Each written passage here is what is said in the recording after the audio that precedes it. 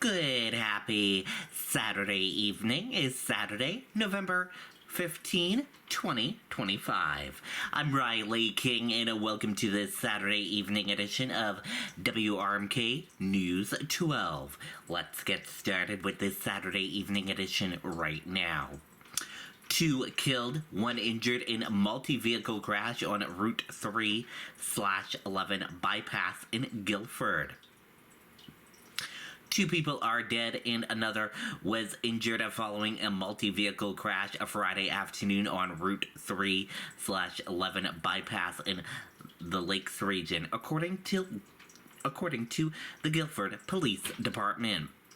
Authorities said the crash occurred when a northbound vehicle crossed a double solid center line and collided head-on with 2 other vehicles traveling in both directions. Investigators have not yet determined why the vehicle veered into oncoming traffic.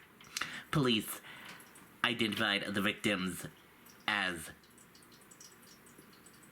Grady Showmaker, 20 of Laconia, and Renee Pravetera, 63 of Belmont. Both were pronounced dead at the scene. Another individual was transported to a local hospital with minor injuries, while a 4th person involved in the crash was evaluated at the scene and found to be uninjured. The bypass was shut down between Guilford Avenue and Lakeshore Road for several hours as first responders worked at the scene. It reopened to traffic around 7:40 p.m. Guilford police are asking anyone who witnessed the incident or has relevant information to contact them at 603-527-4737. 2 Lawrence men charged in armed ATM robbery in Salem. 2 Massachusetts men have been arrested in connection with an armed robbery at a Bank of America ATM in Salem, police announced. The incident occurred on the night of September 23rd when a man reported being held at gunpoint while using the ATM on South Broadway. Salem police said surveillance footage from the area played a key role in identifying the primary suspect, Richard Hernandez of Lawrence, Massachusetts. Hernandez faces multiple charges including robbery with a firearm, criminal threatening with a firearm, and reckless conduct with a deadly weapon. He is currently being held on preventative detention. Investigators also arrested the alleged getaway driver, Garvey Marcone, also of Lawrence, on Friday. Marcone is charged as an accomplice to robbery with a firearm, criminal threatening, and reckless conduct with a deadly weapon, police said. He is being held without bail. Fortunately, we are able to have cooperation from witnesses, the video, and the business in the area, Captain Jason Smith of the Salem Police Department said. Both men are expected to appear in court on Monday.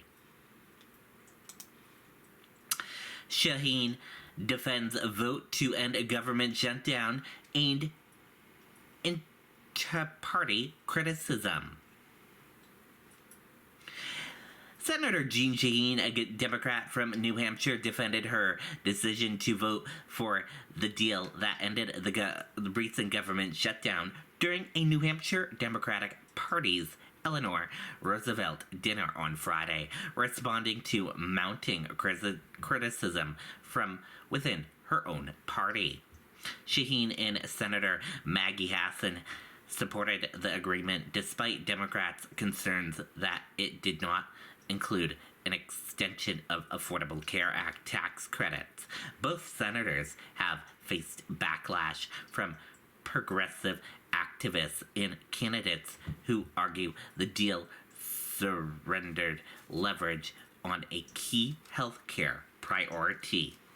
Shaheen maintained that she and Hassan have long records of expanding health care across The argued that Democrats should focus their criticism on Republicans, including President Donald Trump and House Speaker Mike Johnson, who she blamed for the shutdown.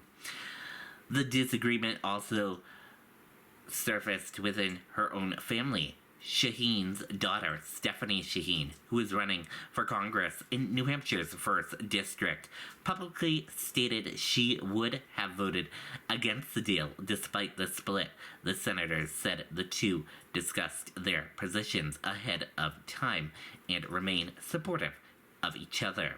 Shaheen emphasized the need for party unity on healthcare issues as Democrats brace for upcoming legislative battles.